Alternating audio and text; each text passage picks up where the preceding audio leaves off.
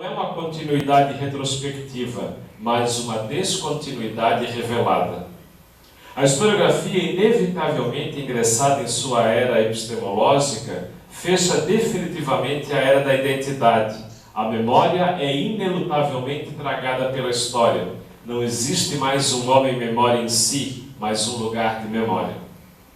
Por outro lado, esses mesmos arquivos, onde se pôde encontrar a ascendência açoriana da maioria da população da freguesia, também demonstraram que a contribuição afro-brasileira para a formação desta população não foi tão insignificante como defendem alguns historiadores e uma parte dos moradores atuais da freguesia. Minha trajetória de vida se confunde com o objeto dessa pesquisa. Quando nasci, em 1969, em Sambaqui, distrito de Santo Antônio de Lisboa, noroeste da ilha de Santa Catarina, ainda não nos dizíamos açorianos. A moda hoje em Florianópolis é se dizer açoriano. Até as pedras, o mar, as gaivotas estão sendo apontadas por parte da mídia como açorianos. O objeto de estudo dessa pesquisa não é este fenômeno de açorianização. O objeto de estudo é o período anterior, quando essa população proveniente dos Açores se abrasileirou. Da mesma forma também, pretendo demonstrar que a população de origem africana também foi significativa na formação desta população. As relações entre a história e a memória são sempre tensas, sobretudo porque as formas de apreensão do passado convergem para a constituição e o fortalecimento das identidades presentes. Desde os anos de 1990, sobretudo a partir da tese de Maria Bernadette Ramos Flores, publicada em forma de livro em 98, A Farra do Boi, Palavras, Sentidos, Ficções, a comunidade acadêmica de Santa Catarina tem repetido como num mantra que não existe cultura açoriana, que ela foi uma invenção do primeiro Congresso de História Catarinense. Não é isso que os documentos revelam.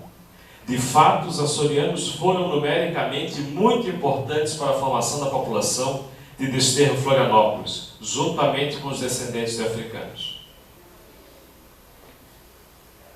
Nós, historiadores, sabemos que mais do que preservar, a memória constrói o passado, que ela o inventa no sentido de conferir sentido. Que ela monta e remonta, esquece e recalca os vestígios pretéritos. No final do século XX, a memória no litoral catarinense precisou buscar nos documentos a procedência da maioria da sua população, que era tida nesse momento como bárbara, em virtude de uma tradição que seus antepassados trouxeram dos Açores, sobretudo da Ilha Terceira, a Torá da Corda, Boi na Vara, que nessa época passou a ser conhecida como Farra do Boi. A Farra do Boi foi o grande momento desse povo precisar de identidade. A gente só precisa de identidade quando está diante do diferente, né?